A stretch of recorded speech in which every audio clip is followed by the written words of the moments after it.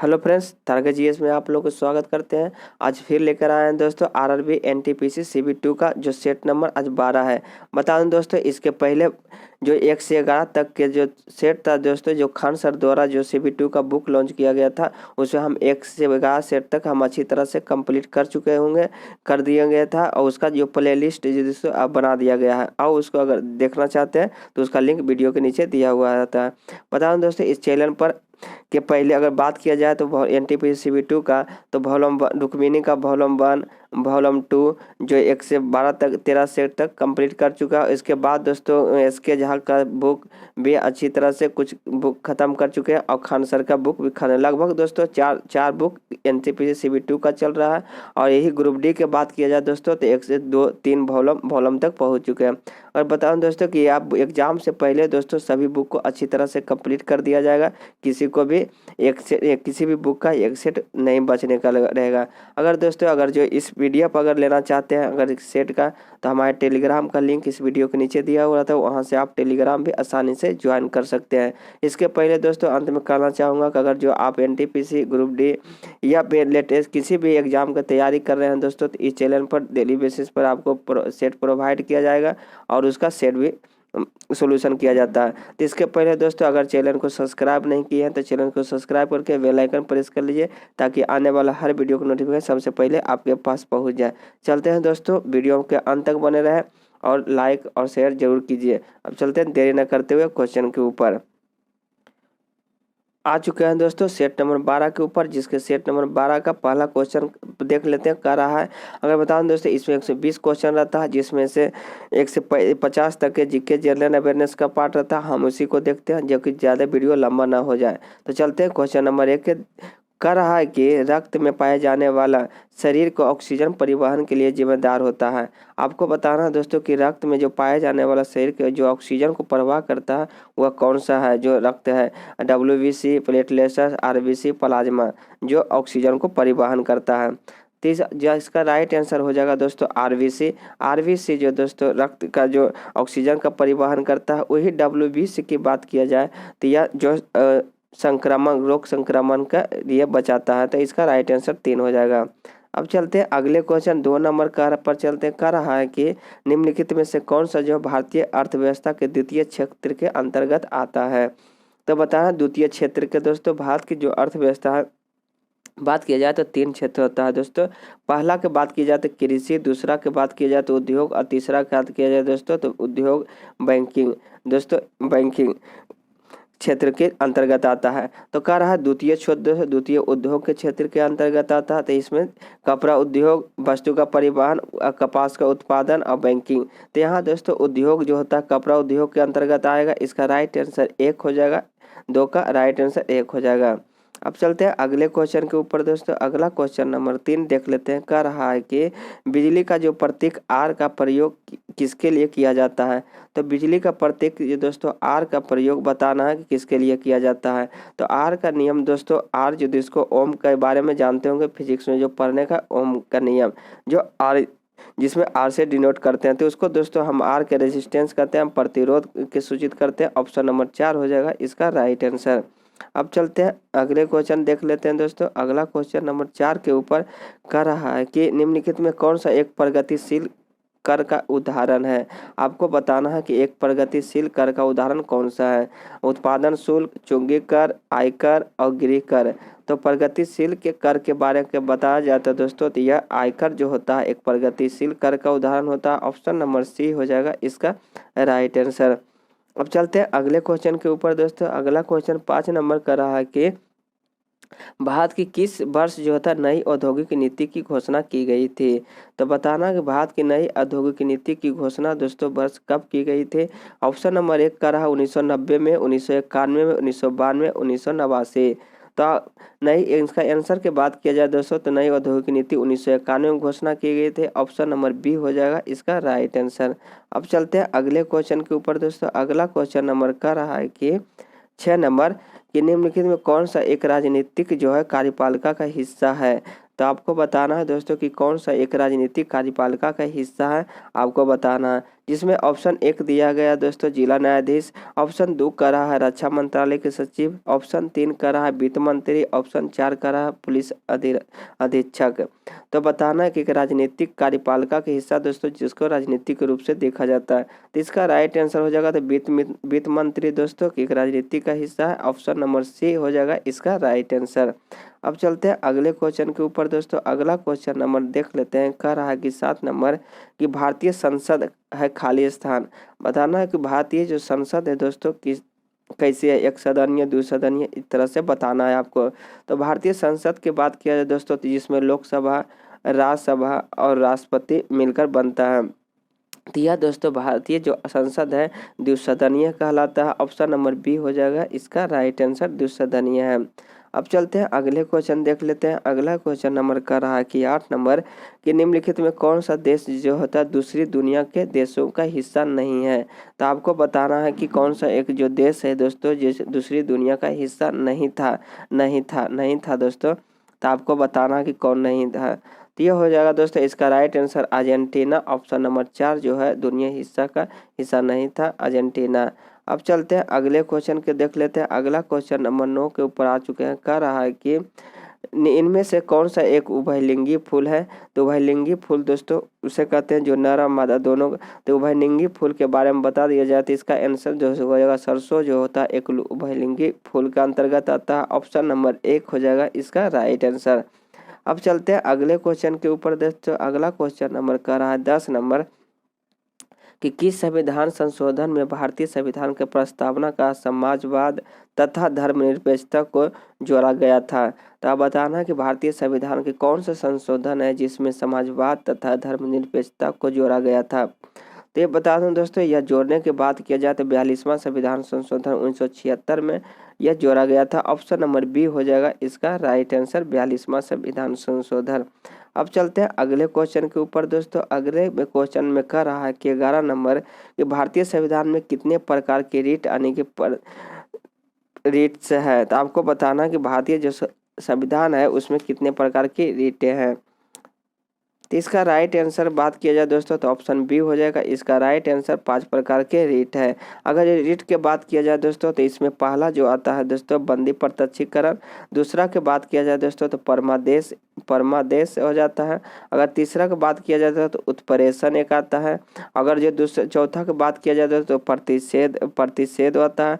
अगर पांचवा का बात किया जाए दोस्तों तो अधिकार पीछ होता है। इस तरह से 5 रीट है। ऑप्शन नंबर बी इसका राइट आंसर हो जाएगा। अब चलते हैं अगले क्वेश्चन के ऊपर दोस्तों। अगला क्वेश्चन 12 नंबर का रहा है मिलाने की बात कहा गया है। इसमें कह रहा है कि मार्क्सवादी सिद्धांत, दूसरा यथार्थवादी सिद्धांत, खेल सिद्धांत आपको मैच कराना है कि किससे किससे होगा। तो अगर मिलाने की बात किया जाए दोस्तों तो मार्क्सवादी सिद्धांत का जो बात किया जाए तो वर्ग संघर्ष के अंतर्गत मिलेगा। अर्थात यह वादी की बात किया जाए दोस्तों तो यह शक्ति से मिलेगा। और खेल सिद्धांत दोस्तों प्रतिफल से मिलेगा। इसका राइट आंसर 12 का ऑप्शन नंबर 1 हो जाएगा इसका राइट आंसर। अब चलते हैं अगले क्वेश्चन के ऊपर। अगला क्वेश्चन 13 नंबर का रहा है कि भारतीय संविधान का क्वासी जो है फेडरल किसने बताया था। तो बताना दोस्तों यह किसने बताया था क्वासी फेडरल। तो इनको बताने के बाद किया जाए दोस्तों तो केसी बेल के द्वारा बताया गया था। यह 1951 में बताया गया था। ऑप्शन नंबर 4 हो जाएगा इसका राइट आंसर। अब चलते हैं अगले क्वेश्चन के ऊपर दोस्तों। अगला क्वेश्चन नंबर 14 का रहा है कि भारतीय संविधान के कितने जनपद थे। तो दोस्तों प्राचीन भारत में कितने महाजनपद थे। प्राचीन भारत बताना दोस्तों। तो यहाँ हो जाएगा दोस्तों प्राचीन भारत की बात किया जाए तो 16 महाजनपद थे। ऑप्शन नंबर बी हो जाएगा इसका राइट आंसर। अब चलते हैं अगले क्वेश्चन के ऊपर दोस्तों। अगला क्वेश्चन नंबर 15 के ऊपर कर रहा है कि भक्ति जो आंदोलन किस शताब्दी में शुरू हुआ था। आपको बताना कि भक्ति आंदोलन किस शताब्दी में शुरू हुआ था। तो इसका राइट आंसर के बात किया जाए दोस्तों 7वीं शताब्दी में शुरू किया गया था भक्ति आंदोलन। ऑप्शन नंबर बी हो जाएगा इसका राइट आंसर। अब चलते हैं अगले क्वेश्चन के ऊपर। अगला क्वेश्चन नंबर 16 का रहा है कि प्रसिद्ध यात्री जो है मार्को पोलो किस देश के मूल निवासी थे। बताना है मार्को पोलो किस निवासी, बताना है कहाँ के थे। तो यह दोस्तों मार्को पोलो के बात किया जाए तो यह इटली के निवासी थे। ऑप्शन नंबर बी हो जाएगा इसका राइट आंसर। अब चलते हैं अगले क्वेश्चन के ऊपर। अगला क्वेश्चन नंबर कह रहा है 17 नंबर की काला अनुसार बताना है कि कौन सा पहले मिल आएगा। तो बता दें दोस्तों कि यह दिल्ली सल्तनत का सभी जो वंश है उसमें बताना है क्रमानुसार कि शासन के अनुसार। तो दोस्तों इसका एक तरीक होता है दोस्तों, गोल खिले खिले तो सांस लो, सांस लो, गोल खिले तो सांस लो। तानी गु से होता है गुलाम वंश दोस्तों, खी से खिलजी वंश होता है, त से तुगलक वंश होता है, स से सैयद वंश होता है, ल से लोधी वंश होता है। तो यहाँ पे दोस्तों गुलाम वंश नहीं दिया, उसके बाद खिलजी वंश आएगा, उसके बाद खिलजी वंश आएगा, उसके बाद तुगलक वंश आएगा, उसके बाद तुगलक वंश, उसके बाद सैयद वंश, उसके बाद लोधी वंश। तो अब अगर मिलाने के बात किया जाए दोस्तों तो पहला में खिलजी वंश, दूसरा में तुगलक वंश और तीसरा में लोधी वंश। तो इस तरह से दोस्तों पहले एक, 3 और 2 ऑप्शन नंबर 1 हो जाएगा इसका राइट आंसर। अब चलते हैं अगले क्वेश्चन के ऊपर। अगला क्वेश्चन नंबर कर रहा है कि 18 नंबर कि भारत छोड़ो आंदोलन किस वर्ष प्रारंभ हुआ था। तो भारत छोड़ो आंदोलन दोस्तों बताना है कि प्रारंभ किस वर्ष हुआ था। तो यह बात किया जाए दोस्तों, भारत छोड़ो आंदोलन महात्मा गांधी द्वारा 8 अगस्त 1942 में आरंभ किया गया था। ऑप्शन नंबर 3 हो जाएगा इसका राइट आंसर। अब चलते हैं अगले क्वेश्चन के ऊपर दोस्तों। अगला क्वेश्चन नंबर कह रहा है कि 19 नंबर निम्नलिखित में से कौन सा एक नकदी फसल नहीं है। तो आपको बताना है दोस्तों कौन सा एक नकदी फसल नहीं है। कपास, ऑप्शन बी कर रहा मूंगफली, ऑप्शन 3 कर रहा चाय, ऑप्शन 4 कर रहा ज्वार। तो यहाँ नकदी फसल की बात किया जाए दोस्तों जिससे तुरंत पैसा होता है, ऑप्शन नंबर 4 होगा ज्वार जो होता है नकदी फसल नहीं है दोस्तों, यह एक व्यापारिक फसल है। ऑप्शन नंबर 4 हो जाएगा इसका राइट आंसर। अब चलते हैं अगले क्वेश्चन के ऊपर दोस्तों। अगला क्वेश्चन नंबर 20 नंबर का रहा है कि पृथ्वी के सतह पर कितना हिस्सा जल का से ढका हुआ है। तो आपको बताना है दोस्तों कि पृथ्वी पर कितना हिस्सा जल से ढका हुआ है। तो जल के बात किया जाए दोस्तों तो पृथ्वी पर 71% लगभग 71% जल पाया जाता है, वही 29% पाया जाता है। तो यहाँ पर हिस्सा ढकाने के बात किया जाए दोस्तों तो 2/3% जो होता है 2/3 जो होता है जल से ढका हुआ। ऑप्शन नंबर 3 हो जाएगा इसका राइट आंसर। अब चलते हैं अगले क्वेश्चन के ऊपर। अगला क्वेश्चन 21 नंबर का रहा है कि भारतीय मानक समय जो IST जिसको कहते हैं भारतीय मानक मेडिएशन के आधारित है जो किस बताना दोस्तों कहाँ से गुजरती है। तो आपको बताना जो भारतीय मेडिएशन लाइन जो होता है बताना कि कहाँ से गुजरती है। तो यह बता दूं दोस्तों यह इलाहाबाद से गुजरती है। ऑप्शन नंबर 4 हो जाएगा इसके राइट आंसर। इलाहाबाद के नैनीताल से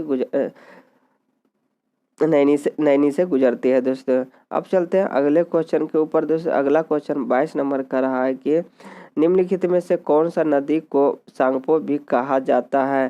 तो बताना दोस्तों कि कौन सी नदी है जिसके सांगपो के नाम से जानते हैं। तो यह हो जाएगा दोस्तों ब्रह्मपुत्र नदी का, क्योंकि दोस्तों जब ब्रह्मपुत्र नदी अरुणाचल प्रदेश में करती है तो आरलुंगा जो होता है एक दर्रे है उससे होकर गुजरती है, वह उसे सांगपो नाम से जानते हैं अरुणाचल प्रदेश में ब्रह्मपुत्र को। अब चलते हैं अगले क्वेश्चन 23 नंबर कर रहा है कि चुम्बू घाटी जो है किस राज्य में स्थित है।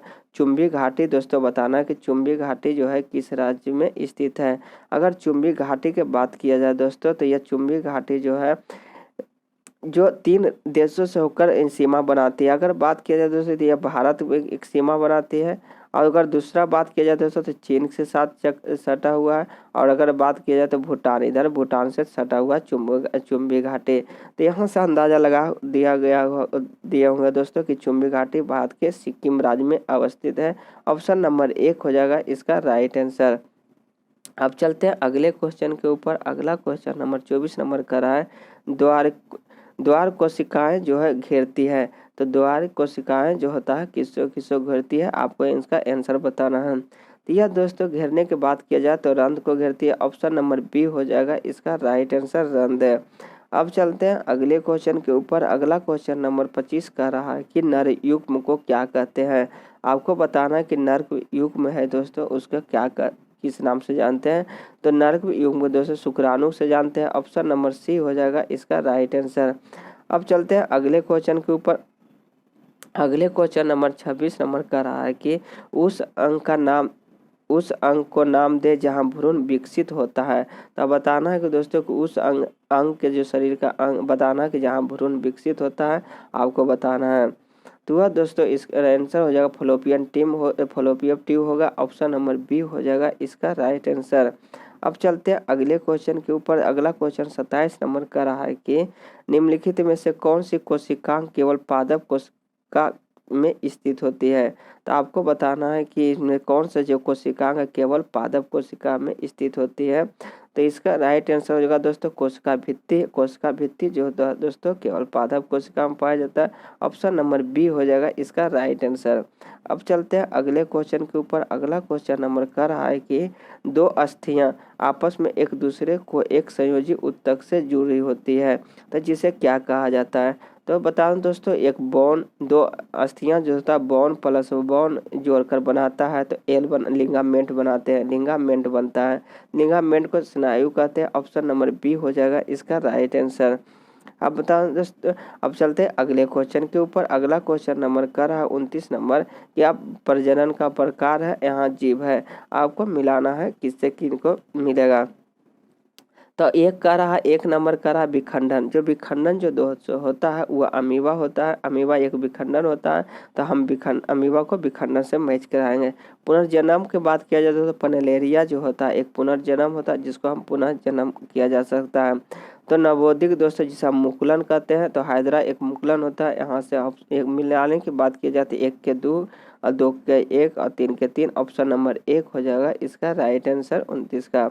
अब चलते हैं अगले क्वेश्चन के ऊपर। अगला क्वेश्चन दोस्तों बहुत सिंपल है। कह रहा है कि सूर्य का जो प्रकाश है 7 रंगों में विभाजित कर देता है किसके द्वारा। आपको बताना है कि सूर्य का जो प्रकाश है 7 रंगों में विभाजित कर होता है। तो यह दोस्तों विभाजित की बात किया जाए तो प्रिज्म के द्वारा होता है। ऑप्शन नंबर सी हो जाएगा इसका राइट आंसर 30 का। अब चलते हैं अगले क्वेश्चन 31 नंबर का रहा है कि ठोस से गैस को बदलने की प्रक्रिया को हम क्या कहते हैं। दोस्तों एक ठोस है उसको हम गैस में बदलते हैं तो उसे हम उर्ध्वपातन कहते हैं। ऑप्शन नंबर सी हो जाएगा इसका राइट आंसर। बहुत ही सिंपल क्वेश्चन था। अब चलते हैं अगले क्वेश्चन नंबर 32 के ऊपर कर रहा है कि किस तापमान पर जलवाष्प में परिवर्तित होता है। आपको बताना है कि टेम्परेचर दोस्तों जिस पर जो जल जो सीधे जलवाष्प में परिवर्तित हो जाता है तो आपको बताना है केल्विन में कितना होगा। तो यह केल्विन में दोस्तों केल्विन में आपको बताना है। तो इसका राइट आंसर हो जाएगा दोस्तों 373 केल्विन होगा इसका राइट आंसर। क्योंकि दोस्तों जो भाप बदलता है इसका फार्मूला होता है C/5 के -273/5 होता है। तो आप यहाँ इसका राइट आंसर 373 हो जाएगा। अब चलते हैं अगले क्वेश्चन के ऊपर दोस्तों। अगला क्वेश्चन कह रहा आवृत्ति का मात्रक क्या होता है। तो आवृत्ति का मात्रक बताना है।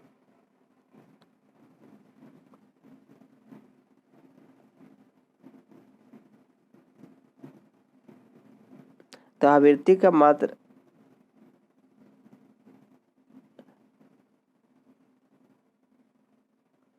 मात्रक दोस्तों हर्ट्ज होता है। ऑप्शन नंबर सी हो जाएगा इसका राइट आंसर। अब चलते हैं अगले क्वेश्चन के ऊपर दोस्तों। अगला क्वेश्चन 34 नंबर का रहा है कौन सा एक आउटपुट डिवाइस है। तो आपको बताना है कि आउटपुट डिवाइस कौन सा हो जाएगा।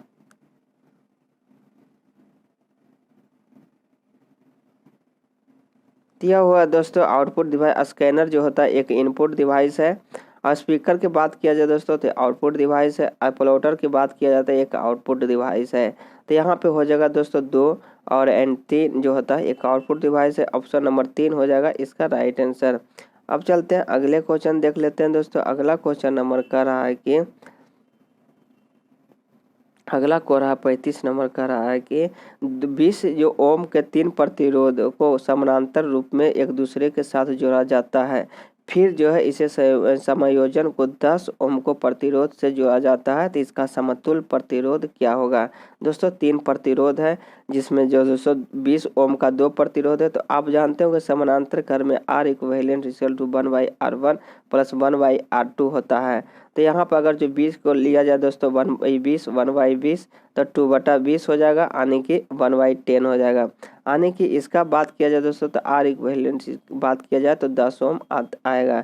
अब कह रहा है इसके संयोजन के बाद फिर 10 ओम को जोड़ा जाए, तो इसके बाद फिर 10 ओम को जोड़ा जाएगा दोस्तों, तो 10 और 10 कितना हो जाएगा, 20 ओम हो जाएगा। ऑप्शन नंबर 4 हो जाएगा इसका राइट आंसर।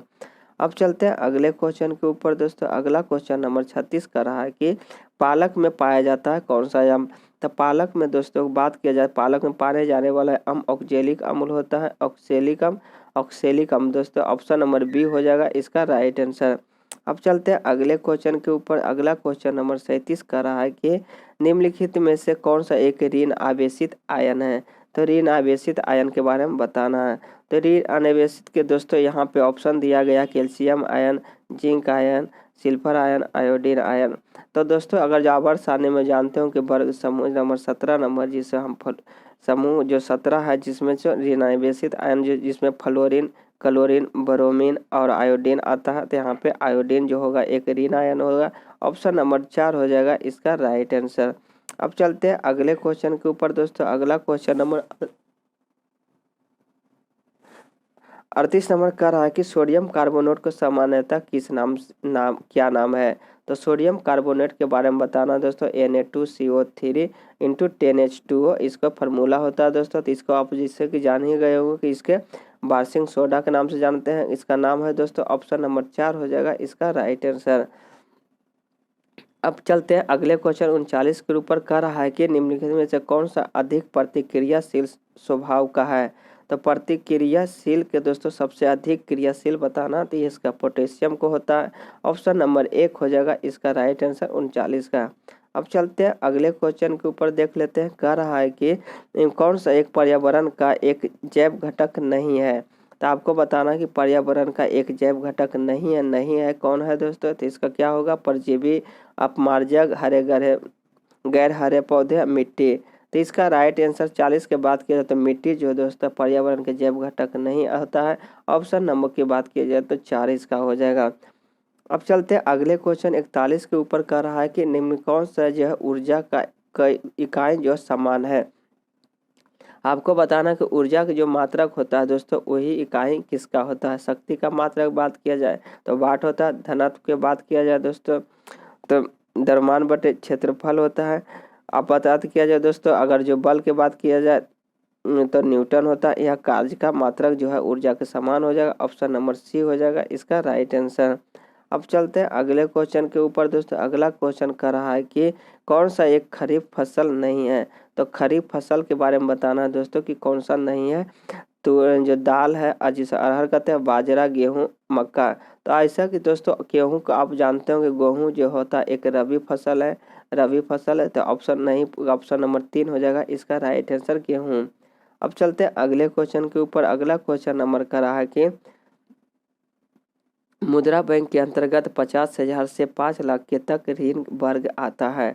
तो 50,000 से दोस्तों इसमें जो मुद्रा बैंक के बात किया जाए तो 3 प्रकार के ऋण दिया जाता है। इसमें जो दोस्तों एक 50,000 का ऋण दिया जाता है जिसे हम किशोर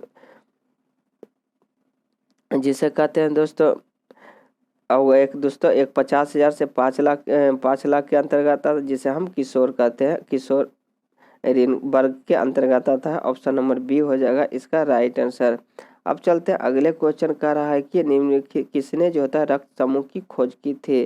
तो रक्त समूह के बताना कि कौन सा खोज की थी। ऑप्शन देख लेते हैं दोस्तों। इसका ऑप्शन दिया हुआ है Joseph Fourier, Karl Landsteiner, MS Swaminathan, Rachel Carlson. तो दोस्तों रक्त समूह की खोजने की बात किया जाए तो कार्ल लेडस्टीनर के द्वारा खोजा गया था। ऑप्शन नंबर 2 हो जाएगा इसका राइट आंसर। अब चलते अगले क्वेश्चन के ऊपर। 45 नंबर का रहा फास्टर, हायर और स्ट्रांगर किस खेल से सम्मेलन का मोटो है। तो बताओ दोस्तों फास्टर, हायर, स्ट्रांगर, जैसे कि आपका ओलंपिक के बात किया जाए दोस्तों, ओलंपिक के खेल का जो मोटो होता है सिटियस, ऑस्टियस और फ्रंटियस, जो जिसमें एक शब्द और जोड़ा गया है कंप्यूटियस, उसी का हिंदी जो होता है फास्टर, हायर, स्ट्रांगर। तो अगर इसका मोटो के बात किया जाए तो ओलंपिक इसका राइट आंसर हो जाएगा ऑप्शन नंबर 3। अब चलते हैं अगले क्वेश्चन के ऊपर दोस्तों। अगला क्वेश्चन 46 नंबर का रहा है कि पानी का 1 मोल किसके अणु मौजूद होते हैं। तो पानी का 1 मोल के बताना कि किसके मौजूद होता है। तो पानी में 1 मोल दोस्तों इसके जो 6.022 गुने 10⁻23 होता है। ऑप्शन नंबर बी हो जाएगा इसका राइट आंसर, इसका अणु। अब चलते हैं अगले क्वेश्चन के ऊपर। अगला क्वेश्चन 47 नंबर का रहा कि पाचन के अंत में जारी ऊर्जा किस रूप में होता है। जैसे खाना खाते हैं उसके पाचन के बाद ऊर्जा दोस्तों किस रूप में होता है। तो रासायनिक रूप में होता है। ऑप्शन नंबर 4 हो जाएगा इसका राइट आंसर। अब चलते हैं अगले क्वेश्चन 48 नंबर दोस्तों कि माई कंट्री माई लाइफ किसके द्वारा लिखी गई है। किसके द्वारा लिखी गई है। तो यह लिखी गई है दोस्तों लाल कृष्ण आडवाणी के द्वारा। ऑप्शन नंबर 2 हो जाएगा इसका राइट आंसर। अब चलते हैं अगले क्वेश्चन के ऊपर। अगला कह रहा है निम्नलिखित में कौन सा एक ब्रिक्स से जुड़ने वाला 5वां देश बन गया है। तो ब्रिक्स के बताना दोस्तों कि 5वां देश कौन सा बन गया है। तो ब्रिक्स के दोस्तों बी से ब्राजील, र से रसिया होता है, आर से इंडिया होता है, सी से चाइना, एस से होता है S south Africa, S last हो साउथ अफ्रीका। ऑप्शन नंबर दक्षिण अफ्रीका इसका राइट आंसर हो जाएगा। अब चलते अगले क्वेश्चन के ऊपर दोस्तों। अगला कह रहा है कि कालादान यातायात परियोजना भारत और किनके बीच लगा हुआ है। तो कालादान यातायात परियोजना की बात किया जाए दोस्तों तो यह कलकत्ता के पूर्वी क्षेत्र में पाया जाता है। इसका बात किया जाए दोस्तों तो यह म्यांमार से के बीच है। ऑप्शन नंबर 3 हो जाएगा इसका राइट आंसर।